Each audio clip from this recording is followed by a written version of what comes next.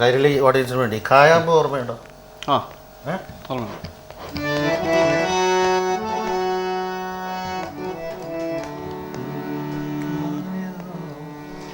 ഇതില് സംഗതി ബേസിക് മോഹനമാണെങ്കിൽ കൂടി ചരണത്തിൽ ഇത് ഒരു ബ്യൂട്ടിഫുൾ പ്ലേസിങ്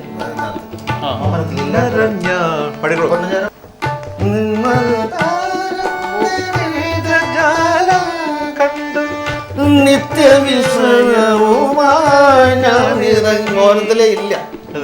ആ രണ്ട് നിമിഷം മോഹനത്തിലില്ല. ഓ അത് ശരി. നിത്യവിസ്മയവുമായി ഞാൻ ഇറങ്ങി നിത്യവിസ്മയവുമായി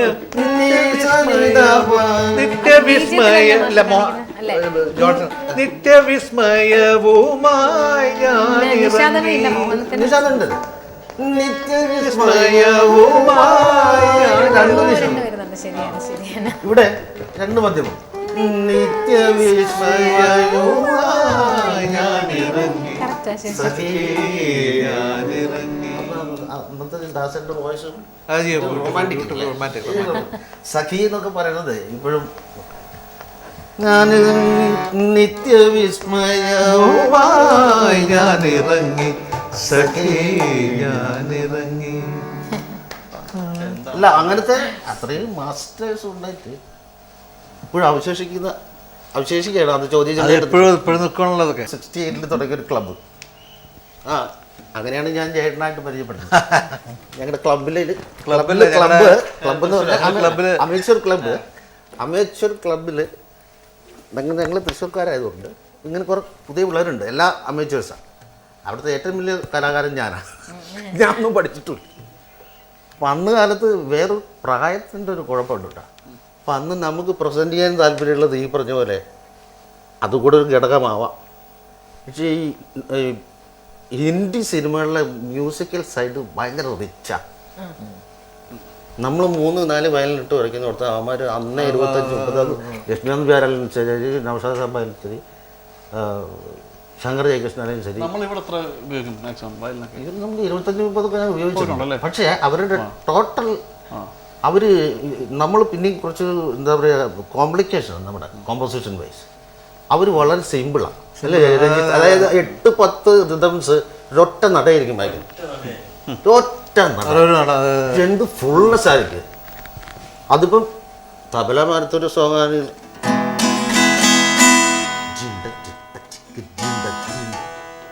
അങ്ങനെയാണെങ്കിൽ ഈ 8 പേര് ഇൻക്ലൂഡിങ് അതിപ്പോൾ നമ്മൾ പാടി ഇത്തിരി സ്പീഡ് കൂടി പോകും. കുറച്ച് വലിഞ്ഞിരിക്കുമ്പോൾ അത് ഭയങ്കര ഇതുണ്ടായി. അപ്പോൾ അന്ന് അതുപോലെ ശങ്കർ ജയകൃഷ്ണൻ്റെ ഇതിനും ശങ്കർ ജയകൃഷ്ണന്മാർക്കും ഫുൾ ഓർക്കസ്ട്രേഷൻ ഫുള്ളുണ്ട്. അത് ആ പ്രായത്തിൽ. പിന്നീട് നമ്മുടെ പ്രായം മാറിയപ്പോൾ നമുക്ക് അതിലും മെലഡി സ്ട്രോങ് നമ്മുടെ ഭാഗത്താണെന്ന് തോന്നി തുടങ്ങി എനിക്ക്.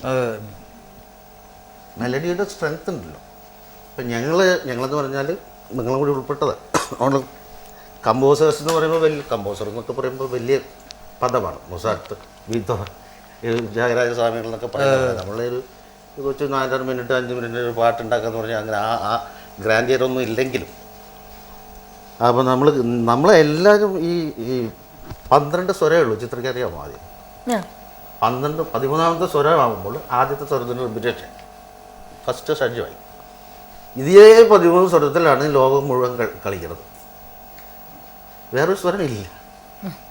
സാധാ പാ വെച്ചാൽ സാധാ പാ വേറെ ഇങ്ങനെ തിരിഞ്ഞ് കളിക്കാൻ. അപ്പം അതിൽ പിന്നെ അതിലെനിക്ക് വ്യത്യാസം വരുന്നത് ചേട്ടനൊന്നും ഈ ഭാഷയുടെ ഒരു വ്യത്യാസം ഉണ്ട് ഇല്ലേ?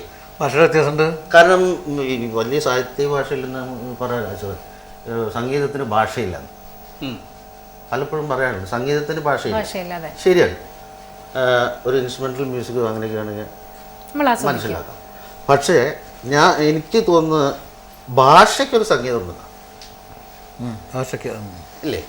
ഓരോ ഭാഷയ്ക്ക് ചേരുന്ന കൾച്ചറനുസരിച്ചുള്ളൊരു അല്ല അതിൻ്റെ വേർഡുകളും കാര്യങ്ങളൊക്കെ വേറെ ഇല്ലേ? ഇപ്പോൾ ജാഹുങ്കമായ പോലെ ഒരു മലയാളത്തിൽ ഒരു എങ്ങനെ ഇരിക്കും?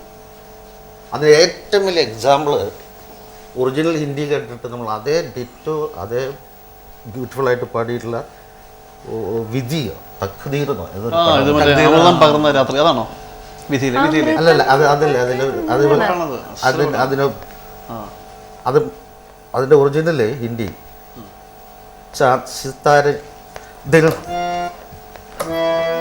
ജിൽമിൽ സിത്താരോ ആഗൻ ഹോഗാ ദിൽ മനസ്സേ താരീ അത് ആ ചിന്മന്താരമായപ്പോ ആനന്ദവേള ഈക്വൽ ഓർ മോർ നന്നായിട്ട് തന്നെയാണ് പെർഫോമൻസ് ചെയ്തിരിക്കുന്നത് അതേ ട്രാക്കും പക്ഷെ നമുക്ക് ആ ജിൽമിൽ അതിൻ്റെ ഒരു സുഖം എനിക്ക് തോന്നി അതില്ല ഹിന്ദി ബാക്കിൻ്റെ ഹിന്ദിയുടെ സ്റ്റൈലല്ലേ ഹിന്ദി സ്റ്റൈലാണത്. അപ്പോൾ അതിൽ നിന്ന് നമ്മൾ മനസ്സിലാക്കേണ്ടത് ഭാഷയ്ക്ക് ഒരു സംഗീതമുണ്ട്. അതെ അതെ. അപ്പോൾ നമ്മുടെ ഭാഷയ്ക്ക് ചേരാത്ത സംഗീതം നമുക്ക് ചെയ്യാൻ പറ്റും. ഇത് ജീവിത സമരം എന്ന് പറഞ്ഞ സിനിമ അല്ലേ? ഡബിങ് ഡബിങ്ങാണ് 70 ഇല്ല ഈ പണ്ട് ഇപ്പൊ ഈ പറഞ്ഞ പോലെ മാഷ് പറഞ്ഞില്ല ആദ്യം ഹിന്ദി പാട്ടുകളുടെ ഈ സുഹാനി